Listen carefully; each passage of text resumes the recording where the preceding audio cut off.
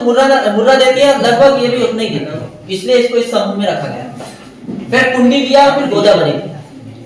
ये दो ऐसी नस्लें हैं जो अभी ज्यादा पाली नहीं जा रही, केवल ये दो पाली जा रही। गुजरात समूह मतलब ये ऐसी नस्लें हैं जो गुजरात में पाली जाती है। कहां पर पाली जाती? गुजरात। सूरती, जाफराबादी, मेहसाना ये गुजरात में ज्यादा पाली जाती है। उत्तर प्रदेश की नस्लें मतलब उत्तर प्रदेश राज्य है वहां पर पाली जाती है, बादावरी और तराई। मध्य भारत समूह, मध्य भारत मतलब ऐसा समूह है ये भैंसों का जो भारत के बीच में जो राज्य है कि नहीं, बीच में बिल्कुल, वहां पर ये पाली जाती है। कौन कौन सी है? नागपुरी है जो नागपुर में पाली जाती है, पंढरपुरी है, ये सब मराठी नाम है। कौन से नाम है? मराठी नाम है।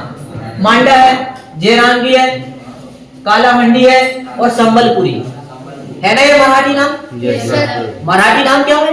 क्योंकि महाराष्ट्र में पाली जाती है, मध्य भारत में, इसलिए इनका मराठी नाम है। दक्षिण भारत समूह की नस्लें मतलब भारत का दक्षिणी क्षेत्र में। कहां पर? भारत का दक्षिणी क्षेत्र में।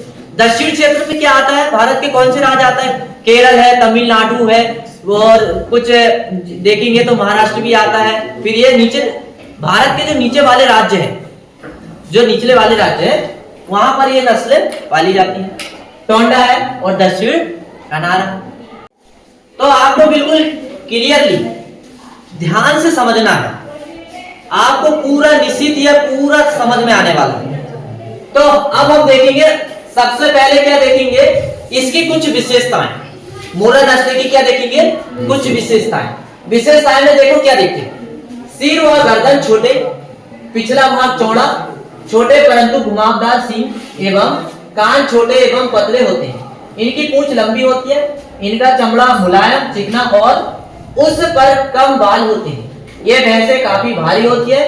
इनके पैर सीधे तथा खुर काले रंग के होते हैं और आयन विकसित तथा उभरी हुई स्पष्ट दूध सिराएं दिखाई देती है।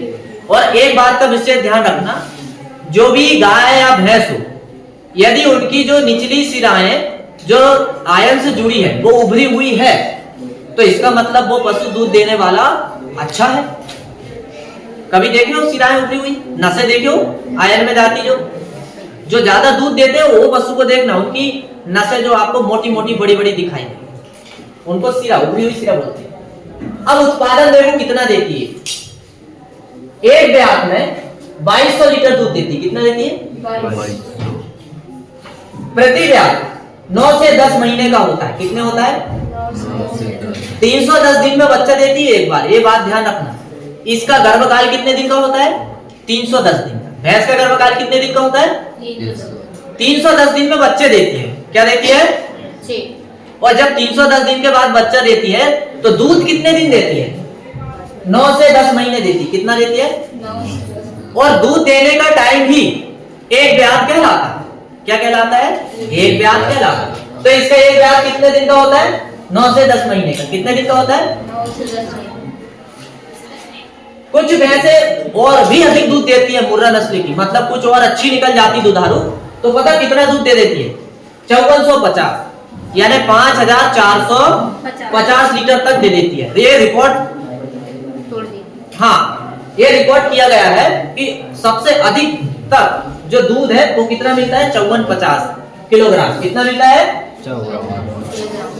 और इसके दूध में वसा की मात्रा 7% होती है। कितनी होती है? 7% होती है। अब ये कुछ यहाँ पर जो है कुछ अनुसंधान संस्थान है जहां पर मुर्रा नस्ल पाली जा रही है। देखो, केंद्रीय भैंस अनुसंधान केंद्र हिसार हरियाणा में ये पाली जाती है।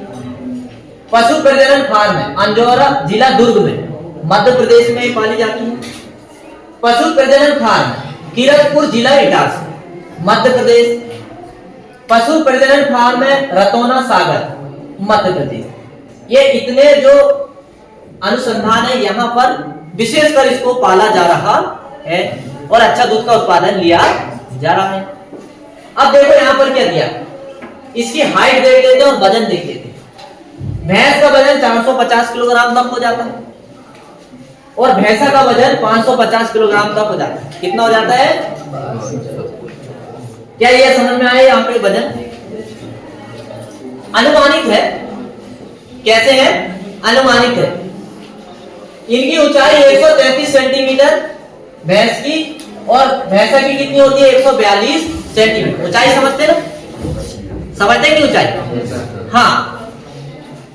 अब इसके बाद में हम लोग मुर्रा नस्ल के बारे में देखें। अब हमारी सेकंड भैंस कौन सी होगी? नीली रावी। कौन सी होगी? नीली रावी। तो देखो, कोई भी भैंस की विशेषता लिखने का तो एक ये तरीका हुआ। आप इस तरह से लिख सकते हो, ऐसा पॉइंट उठा के लिख सकते हैं। ऐसा ऐसी थ्योरी से आप छोटे छोटे पॉइंट बना के लिख सकते हैं। पहला तरीका तो ये हुआ। दूसरा तरीका ये देखो, ऐसा लिखेंगे आप, ऐसा लिखना सीखेंगे। देखो दूसरा तरीका भी बहुत अच्छा है। भैंस का नाम क्या है? नीली रावी। क्या है भैंस का नाम? नीली रावी। उत्पत्ति स्थान फिरोजपुर पंजाब। कहां पर उत्पत्ति स्थान? फिरोजपुर पंजाब। यहां देखो सब लोग, उत्पत्ति कहां पर है? फिरोजपुर पंजाब। प्राप्ति स्थान कहां पर मिलती है? सदगुरु प्रताप सिंह फार्म में, मोरी सिरसा हिसार। शारीरिक वर्णन देखो ऐसा भी कर सकते हैं आप अपने हिसाब, जो आपको सरल लगे। देखो इस तरह से करिए आप, रंग लिख दीजिए काला, माथा, तूतन और टांगों पर सफेद दाग होते हैं। देखो कितना अच्छा तरीका लिखने का है क्या? नहीं, ये तरीका है शारीरिक विशेषता बताने का। दूसरा लिखो, शरीर मध्यम, सिर लंबा, ऊपर से उभरा, आंखों के मध्य थोड़ा दबा हुआ, तूतन सुंदर, सींग छोटे, ढीले कुंडलाकार, गर्दन लंबी पतली सुंदर, आंखें सफेद या कंजी। कंजी समझते ना? आंखें चमकीली रहती है, मतलब आंख के अंदर सफेद सफेद दिखाई देता है, मतलब देखने में ऐसा लगेगा कि ये खतरनाक भड़कीले स्वभाव। कंजी मतलब आंख के अंदर सफेद रहती है, पुतली। तो ऐसे भी आप विशेषता लिख सकते हो भैंस की। समझ गए विशेषता लिखने का तरीका? अरे यस या नो बोल सकते हैं अपन। हाँ, अब देखो इसका उत्पादन देखते हैं। उपयोगिता, उपयोगिता है ना उत्पादन। 250 दिन के एक ब्यात में 1585 लीटर दूध देती। कितना देती है? दूध में 8 से 10% वसा होता है। दूध में वसा कितनी होती है?